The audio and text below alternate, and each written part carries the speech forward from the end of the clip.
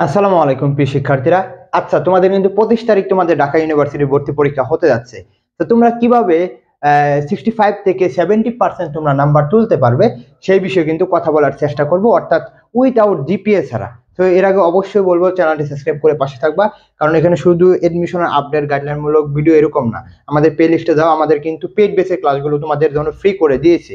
তো অবশ্যই বলবো চ্যানেলটি সাবস্ক্রাইব করতে, আর দেখবে কমেন্ট বক্সে দেখবা ফেসবুক পেজের লিংক, ওইখানে ফলো দিবে, এবং যে টেলিগ্রাম গ্রুপটা রয়েছে এখানে আমাদের সাথে কথা বলতে পারবা। তো আমরা দেখানোর চেষ্টা করবো ঢাকা ইউনিভার্সিটি তুমি কিভাবে 65 থেকে 70% মার্ক পাবে। তোমার হয়তোবা তোমার প্রিপারেশন একেবারে হাই হয়ে গেছে, কিন্তু তোমার কিছু টেকনিক, কিছু কৌশলের কারণে কিন্তু তুমি বিশ্ববিদ্যালয়ে তুমি চান্স পাবে না। তো সেই জন্য আমি কিছু কথা বলার চেষ্টা করব। দেখো, এখানে এমসিকিউ এবং রিটেন পার্টটা নিয়ে কথা বলো। আমরা ইতিমধ্যেই জানি যে আমাদের এমসিকিউ এর যে প্রশ্ন প্যাটার্ন, বা আমরা এমসিকিউ যদি দেখতে পারি, এখানে আমরা তিনটা দেখতে পারবো, বাংলা দেখতে পারবো, কি ইংলিশ দেখতে পারবো, কি জিকে।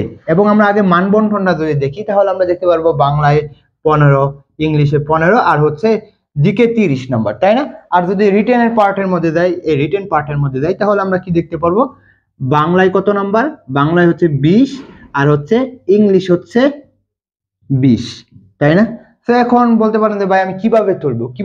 দেখো যে এখানে বাংলায় যে 15 নাম্বার রয়েছে, ইংলিশে 15 নাম্বার, বা জিকে যে 30টা নাম্বার রয়েছে, এটার উপর নির্ভর করবে কিন্তু তোমাদের রিটেন খাতাটা দেখবে। অর্থাৎ তুমি যদি এমসিকিউর মধ্যে ভালো নাম্বার না পাও, তাহলে কিন্তু তুমি কি বলা হয়, রিটেনের মধ্যে তুমি নাম্বার ভালো পাবে না। তো এখানে দেখো যে বাংলায় যে 15 নাম্বারটা রয়েছে, তুমি কিন্তু ইজিলি এখানে 10 নাম্বার তোমাকে অবশ্যই তুলতেই হবে। কারণ হচ্ছে যে এখানে দেখতে পারবা যে গদ্য, পদ্য, এগুলো থেকে প্রশ্ন আসবে, নাটক উপন্যাস থেকে প্রশ্ন আসে। প্লাস হচ্ছে যে সংক্ষিপ্ত সিলেবাসের, আবার বলতেছি, সংক্ষিপ্ত সিলেবাসের যে ব্যাকরণ পাঠগুলো রয়েছে, যেমন সমাস, পদ, বাক্য, শব্দ, এগুলো 4টা থেকে 5টা পড়লে কিন্তু তুমি এখানে যে 15 নাম্বার মধ্যে দেখতে পারবা 2টা 3টা প্রশ্ন আসবে। প্লাস হচ্ছে মুখস্থ পাঠের মধ্যে আমি আবার বলতেছি, বাগধারা পড়বা, সমার্থক শব্দ পড়বা, বিপরীত শব্দ এবং পারিভাষিক শব্দটা পড়ে ফেলবা, দেখবে তোমার ইজি হয়ে যাবে। তো এখানে কিন্তু তোমাকে 10 পেতেই হবে, আবার বলতেছি। ইংলিশের যদি কথা বলি, ইংলিশের ক্ষেত্রেও কিন্তু সেম। এখানে যদি তুমি 10 পাও, অর্থাৎ ইংলিশের ক্ষেত্রে গ্রামাটিক্যাল পার্ট এবং তোমাদের যে ভোকাবুলারি পার্ট, এবং প্লাস হচ্ছে তোমাদের ইংলিশ 4 টুডে বইয়ের যে পয়েমগুলো রয়েছে, ওই ইতিমধ্যে তোমরা, আমি মনে করি তোমরা পড়ে ফেলছো। তো ওইখানে যদি 10 পাও, এবং মেইন খেলাটা হবে তোমাদের জিকের মধ্যে। অনেক জনে কিন্তু জিকে পাবা, ইংলিশটা কম পাবে, কিন্তু জিকের মধ্যে তোমাকে একটা হাইয়েস্ট মার্ক তোমাকে অবশ্যই তুলতে হবে, যাতে তুমি ঢাকা ইউনিভার্সিটির চান্স পাও। তো তোমাকে এখানে কি দেখতে পারবা যে আমাদের যে জিকে পার্টটা রয়েছে, এখানে তো 3টা পার্টে প্রশ্ন হয়, এবং দেখবে যে কি বাংলাদেশ পার্ট, আন্তর্জাতিক পার্ট, এবং কি বলা হয়, সাম্প্রতিক। আমি মনে করি যে ঢাকা বিশ্ববিদ্যালয়ের জন্য তোমাকে সাম্প্রতিকে জোর দিতেই হবে।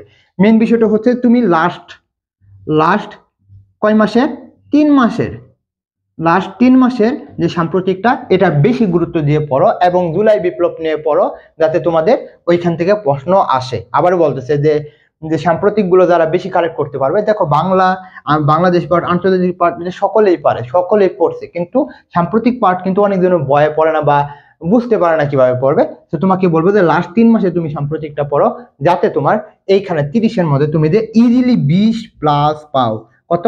20+ পাও। তাহলে এখানে আমরা কত নাম্বার দেখতে পারতেছি, দেখো তো, তুমি এখানে 20, 10, 10, তাহলে তুমি এখানে যদি 40 পাও, অর্থাৎ এখানে 40 পাও, মনে রাখিও 35 এর নিচে হলে কিন্তু তোমার খাতা দেখবে না। আবার বলতে, 35 এর নিচে হলে কিন্তু তুমি পাস করবে, কিন্তু তোমার খাতা দেখবে না। তো তোমাকে এখানে যদি 40 পাও, পরে আমরা রিটেন পার্টের মধ্যে এসে পড়ি। দেখো, আমাদের বাংলায় 20, ইংলিশে 20 রয়েছে, বাংলায় 20, ইংলিশে 20, এবং এই রিটেন পার্টের মধ্যে কিন্তু সকলেই খারাপ করে। আমি বলবো না যে তোমার একেবারে তুমি 40-এর মধ্যে 35 পেয়ে যাবে, এরকম কিন্তু পাই না, কেউ পাবে না। তো তোমাকে বাংলার মধ্যে যে বিষয়গুলো রয়েছে, আমি একটু কথা বলি। এখানে বাংলা ইংলিশের যে কথাটা বলবো, সেটা হচ্ছে যে তোমরা তোমাদের সার্কুলারটা সেটা তোমরা ভালো করে দেখো না। তো ওইখানে যে টপিক রয়েছে, ওইখানে লাস্টের যে 2 থেকে 3 দিন থাকবে, ওইখানে দেখবে। তো এখানে 20-এর মধ্যে তোমার এখানে 12, 13 এরকম থাকে, এবং ইংলিশের মধ্যে যে তোমাকে এখানে 10, যাতে তুমি একেবারে না মিস করো। তো এখানে 10, 12 এরকম যাতে তোমার থাকেই। তো এখানে তাহলে আমরা কত দেখতে পারো, 10, 20 দেখতে পারতেছি, আমাদের কত, 25+। তো তুমি দেখো এখানে 40, এবং এখানে যদি 25+, তাহলে তুমি 65 পাবে। এবং জিপিএ যে 20 নাম্বার, জিপিএ 20 নাম্বারের মধ্যে আমি ধরে নিলাম তোমার কত রয়েছে, 15। তাহলে দেখো তো কত হয়, 0, আর এখানে হচ্ছে 8, তাই না? তাহলে তুমি 75 8 যদি পাও, 80 যদি পাও, তাহলেও কিন্তু তুমি এই ঢাকা ইউনিভার্সিটি সহজে একটা সিট পেয়ে যাচ্ছ। দেখো, এই প্যাটার্নটা যদি তুমি ফলো করতে পারো এবং এই টেকনিক গুলো যদি তুমি মানতে পারো, তাহলে কিন্তু তুমি ইজিলি তুমি ঢাকা ইউনিভার্সিটি চান্স পাবে। আর যারা ঢাকা ইউনিভার্সিটি ছাড়া যারা রাজশাহী, জিএসটি, চট্টগ্রামের জন্য প্রস্তুতি নিচ্ছ, তারা কিন্তু আমাদের সাথে নিতে পারবা। Live class, recording class plus হচ্ছে এখানে এক্সাম দেওয়ার সুযোগ থাকবে। তো এখানে তোমরা ভর্তি হওয়ার জন্য তোমরা ডিসক্রিপশন বক্সে দেখবা যে হোয়াটসঅ্যাপ নাম্বার, ওইখানে আমাদের সাথে যোগাযোগ করে। ইতিমধ্যে অনেকজন ভর্তি হয়ে গেছে। প্লাস হচ্ছে যদি শুধু যদি একদম বেশি ভর্তি হতে চাও, এটাও কিন্তু 250 টাকা দিয়ে তোমরা ভর্তি হতে পারবা। তো তোমাদের একটা কথাই বলবো, অবশ্যই অবশ্যই তোমাদের যে কি বলে হোয়াটসঅ্যাপ নাম্বারটা দেখতে পারতেছো, এই হোয়াটসঅ্যাপ নাম্বারে তোমরা আমাদের সাথে যোগাযোগ করো। তোমাদের জন্য শুভকামনা। আসসালামু আলাইকুম।